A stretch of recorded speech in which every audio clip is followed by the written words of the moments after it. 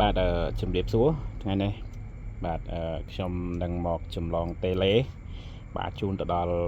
បងប្រុសដែលនៅខាងខេត្តបន្ទាយមានជ័យហើយគាត់បន្សល់ជាមួយនឹងកូដ ID អញ្ចឹងប្រភេទបតមួយនេះជាបតបាទម៉ូតូ Click 023ណាបាទអញ្ចឹងប្រភេទ Click 023ហ្នឹងគឺវាបាទត្រូវជាមួយនឹងលេខកូដរបស់វាបាទ K1 set ណាបាទ K1 set បាទเนาะอันนี้បាទឈុត Honda เนาะ Smart Key ណាឈុត Honda Smart Key อันนี้ของแท้นะครับ បាទของแท้นะครับอันนี้ไม่ใช่ของกอบหรือของปลอมอันนี้ของแท้นะครับวันนี้แกะกล่องเลยครับថ្ងៃនេះបើកប្រអប់ណាបាទអញ្ចឹងសម្រាប់បងប្អូនដែលនៅតាមបណ្ដាខេត្តបាទមានបញ្ហាបាត់តេឡេបាទមានបញ្ហាទៅលើសោ Smart Key កុំភ្លេចណាបាទនេះបាទអញ្ចឹងយើងបានតេឡេមកហើយបងប្អូនណាអញ្ចឹងខ្ញុំនឹងរៀបចំបាទតម្លើងបាទតេឡេឲ្យគាត់ថ្មីបាទតេឡេគាត់បាត់ណាបាទតេឡេគាត់បាត់បាទអូខេកុំឲ្យយូរបងប្អូនណាបាទហើយយើងប្រើជាមួយនឹងម៉ាស៊ីន scan CTY របស់យើងបាទខ្ញុំ check តិចបងប្អូនបាទអូខេ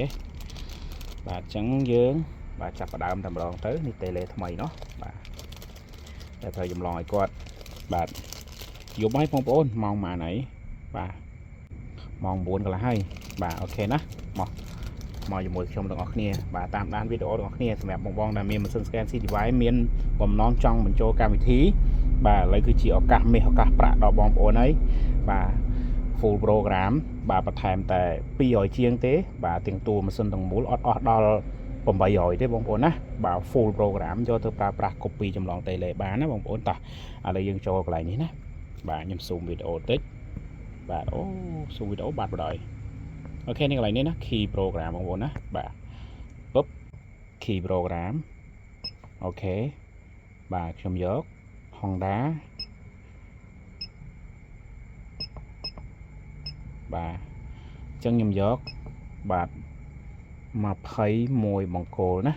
បាទ21បង្គោលបាទ21 pin ណាបាទខ្ញុំចុចអូខេ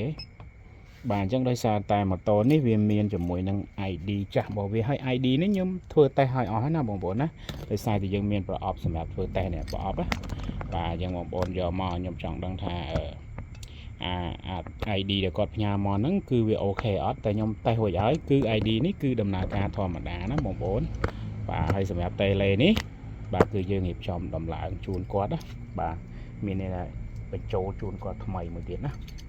អូខេអញ្ចឹងយើងមកលេខរៀងទីបាទ6ណាដោយនៅក្នុងនេះបាទនៅក្នុងការណែនាំគេដាក់ថាការចុះឈ្មោះដំណើរការប្រើបាទ ID ចាស់អញ្ចឹងនេះណាបាទចាប់ដើមណាបាទអូខេ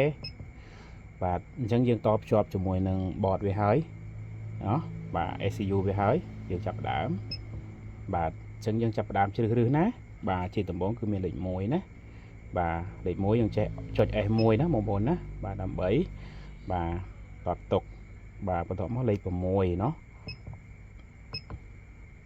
បាទលេខ6មួយទៀត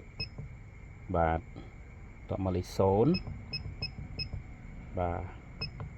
បន្ទាប់មកលេខ3បាទលេខ3មួយទៀតលេខ6បាទ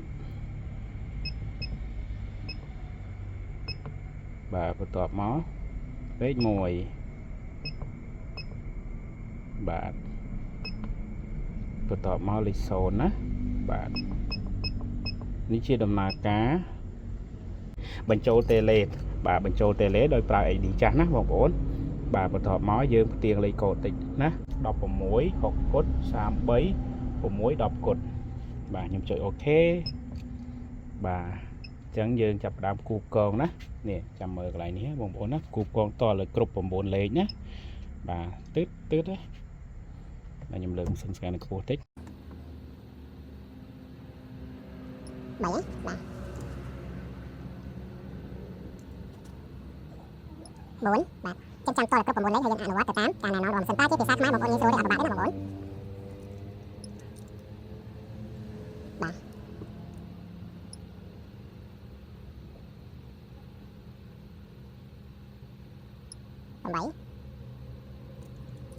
bà bổn bốn bà là dân chập đám bác nè xôm cho bác tê lế bà cho pi bột tông tê lế sao nắng bà oi lang po bì tòng thông chốt nhé bàต่อมาយើងចាប់ផ្ដើមយល់ព្រមឥឡូវយើងមកចាំមើលសញ្ញាតេឡេទាំងអស់គ្នាណានេះឃើញទេចាប់ផ្ដើម connect ណាស្គាល់គ្នាណាបងប្អូនបាទឃើញទេងាយងាយឥឡូវខ្ញុំចុចចាប់ផ្ដើមតេស្តណាបងប្អូនណាបាទនេះគេដាក់ការចុះឈ្មោះដំណើរការត្រូវបានបញ្ចប់សូមចុចប៊ូតុងសញ្ញាសោដើម្បីត្រួតពិនិត្យបាទខ្ញុំចុចប៊ូតុងសញ្ញាសោដើម្បីត្រួតពិនិត្យបាទចូលហើយឮសលេងណាបងប្អូនណាបាទនេះគឺឮសលេងហើយបាទអូខេបាទអញ្ចឹងយើងបាទចម្លងតេឡេបានរួចរាល់ហើយណាបងប្អូនបាទអញ្ចឹងសម្រាប់បងប្អូនដែលមានបញ្ហាបាត់តេឡេបាទចង់ចម្លងតេឡេអីគឺបងប្អូនអាចបាទផ្ញើមកឲ្យខ្ញុំបានណាបាទបើមានលេខកូដបែបនេះបាទបងប្អូនផ្ញើមកជាមួយបតមកណាដោះតែបតមកបាទវាស្រែកដោយសារយើងចាក់សលេងអូខេបងប្អូនអញ្ចឹងបញ្ចប់ការចម្លងតេឡេណាបាទហើយសម្រាប់បងដែលត្រូវការម៉ាស៊ីន scan កុំភ្លេចណាបងប្អូនណាបាទអាចទំនាក់ទំនងមកខ្ញុំបានបាទឬក៏ក្រុមការងារហើយបងប្អូនសូមបញ្ជាក់ម៉ាស៊ីននេះគឺកម្មវិធីដើមតែ6ក្រុមហ៊ុនទេតម្លៃ355ហើយប្រភេទម៉ាស៊ីនរបស់ខ្ញុំនេះគឺខ្ញុំបាន update version មក full program បាទដោយយើងបញ្ចូលកម្មវិធីបន្ថែមណាអញ្ចឹងបងប្អូនកុំយល់ច្រឡំកន្លែងហ្នឹងណាអូខេឥឡូវយើងរួចរាល់ហើយបាទណោះបាទរួចរាល់ហើយយើងបញ្ចូលរួចរាល់ហើយបាទអូខេបាទមានតែប៉ុណ្ណឹងសូមអរគុណសូមជម្រាបលាបាយបាយ